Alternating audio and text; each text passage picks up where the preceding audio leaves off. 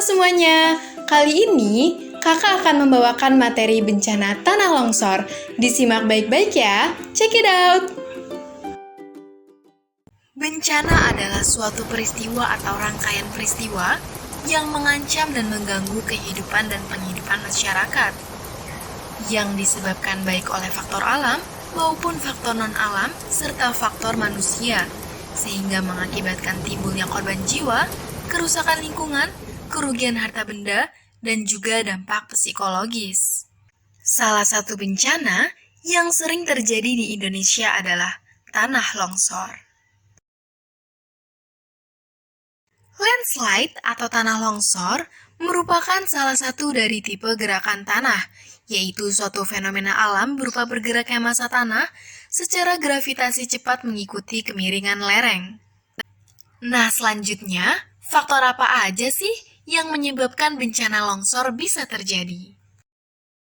Faktor bencana tanah longsor seringkali dipicu oleh berbagai hal, mulai dari curah hujan tinggi dengan intensitas yang lama, kondisi lereng yang terjal, struktur tanah yang kurang padat dan tebal, struktur batuan yang kurang kuat, terjadinya erosi tanah, berkurangnya tutupan vegetasi, serta adanya getaran akibat aktivitas seismik seperti erupsi gunung api dan juga gempa bumi.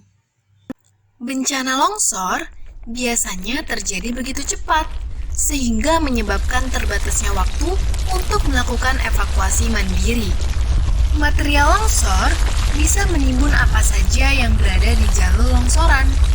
Akibat bencana longsor dapat menimbulkan banyak korban jiwa, terjadinya kerusakan infrastruktur, terganggunya sumber mata pencarian masyarakat, serta memburuknya sanitasi lingkungan. Nah, setelah kita mengetahui bencana longsor, faktor penyebabnya serta akibatnya, lalu langkah apa aja sih yang bisa kita lakukan saat terjadinya bencana tanah longsor? Berikut penjelasannya. Mitigasi bencana longsor dapat dibagi menjadi 3, yaitu prabencana, saat bencana, dan juga pasca bencana.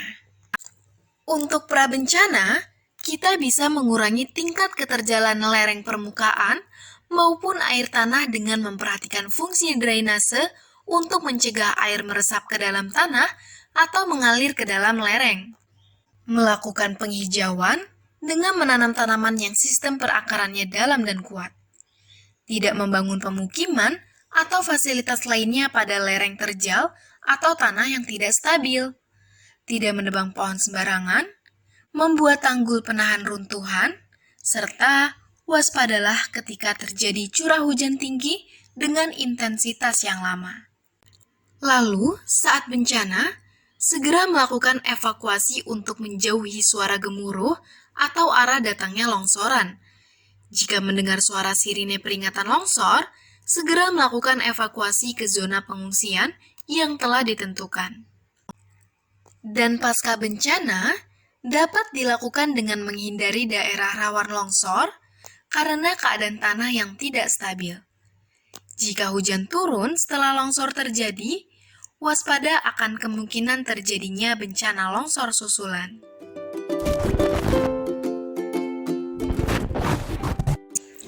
Oke, kali ini kakak akan melakukan uji coba diorama tanah longsor. Di sini anggap saja adalah sebuah bukit yang ditanami oleh tanaman. Dan di sini adalah bukit yang tidak ditanami oleh tanaman. Nah, apabila terjadinya hujan datang pada lahan yang gundul, kita lihat. Nah, sudah terlihat dia akan mengalami terjadinya tanah longsor karena tidak ada akar pada tanaman yang menahannya. Nah, lalu selanjutnya kita akan menguji coba pada tanah yang ada, pada bukit yang ada tanamannya. Apabila terjadi hujan, dia akan tetap bertahan pada posisinya. Nah, hal ini karena akar dari tanaman tersebut akan menahan pada tanah tersebut. Nah, berdasarkan perbandingan antara diorama ini, Maka kita harus melindungi bumi, jangan sampai kita menebang pohon sembarangan, terutama pada lahan-lahan yang terjal yang memiliki potensi untuk mengalami bencana tanah longsor.